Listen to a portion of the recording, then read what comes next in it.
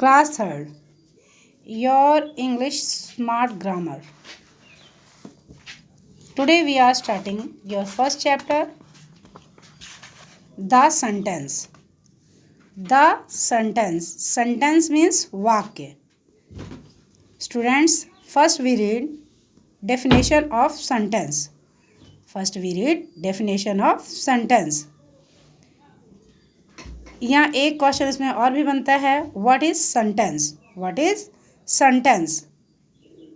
A sentence is a group of words which makes a complete sense is called sentence. Repeat again. A sentence is a group of words which makes a complete sense. Its Hindi meaning वाक्य क्या होता है, आपसे एक प्रश्न पूछा गया था अभी. तो शब्दों का वो समूह जो हमें पूर्णतः सेंस दे उसको वाक्य कहते हैं. यानी जिस चीज़ से हमें पूर्णतः किसी कार्य का होने का पता चलता है वो वाक्य कहलाता है. A sentence is a group of words which makes a complete sense. For example, Ravi plays the cricket. Ravi plays the cricket. The birds are flying. The birds are flying. Children are playing the basketball. तो इन वाक्यों से हमें पता चलता है Ravi cricket खेलता है, पक्षी उड़ रहे हैं, बच्चे बास्केटबॉल खेल रहे हैं. तो वाक्य वो जो होता है जिससे हमें किसी भी कार्य की पूर्णतः जानकारी मिलती है.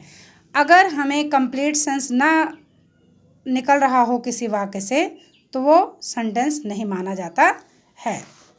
सेंटेंस लिखने का तरीका क्या होता है स्टूडेंट्स? सेंटेंस का जो फर्स्ट लेटर होता है, always first letter is write a capital letter. हम कभी भी वाक्य का जब आरंभ करते हैं तो उसका जो पहला अक्षर होता है हमें सदा ही पहला अक्षर बड़े अक्षरों में लिखना चाहिए. A sentence has usually a full stop और अ क्वेश्चन मार्क. जहाँ पर वाक्य का अंत होता है वहाँ अंत में या तो फुल स्टॉप का यूजिंग किया जाता है या प्रश्नवाचक चिन्ह का यूजिंग किया जाता है. तो स्टूडेंट, ये था आपका द सेंटेंस. हमने इसकी डेफिनेशन पढ़ी और डेफिनेशन से हमें जानकारी मिली. उसके बाद हमने कुछ एग्जांपल्स पढ़ी जिससे हमें सेंटेंस के बारे में पूरी जानकारी मिली और सेंटेंस लिखने का तरीका भी पता चला कि उसका पहला अक्षर हमेशा बड़ा होना चाहिए और वाक्य के अंत में फुल स्टॉप या क्वेश्चन मार्क लगना चाहिए. The next page open students. आगे हमको क्वेश्चन किया जा रहा है पार्ट्स ऑफ सेंटेंस. अब पूछा जा रहा है वाक्य कितने प्रकार के होते हैं. वाक्य कितने प्रकार के होते हैं? A sentence has two parts. A sentence has two parts. वाक्य के दो भेद होते हैं. वाक्य के दो भेद होते हैं. Number 1 subject, number 2 predicate. Subject means कर्ता, प्रेडिकेट मीन्स विधेय. सब्जेक्ट मीन्स कर्ता, प्रेडिकेट मीन्स विधेय. What is the means of subject? कर्ता. कर्ता वो होता है जो कार्य को करता है, जिसके द्वारा कार्य किया जाता है. प्रेडिकेट वो होता है जो कर्ता के द्वारा कार्य किया जा रहा है.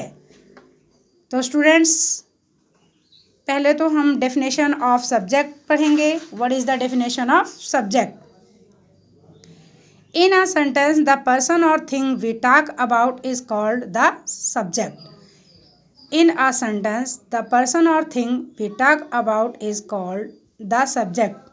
वाक्य में हम किसी व्यक्ति या किसी वस्तु के बारे में जब बात करते हैं तो वह सब्जेक्ट बन जाता है, यानी कर्ता कहलाता है.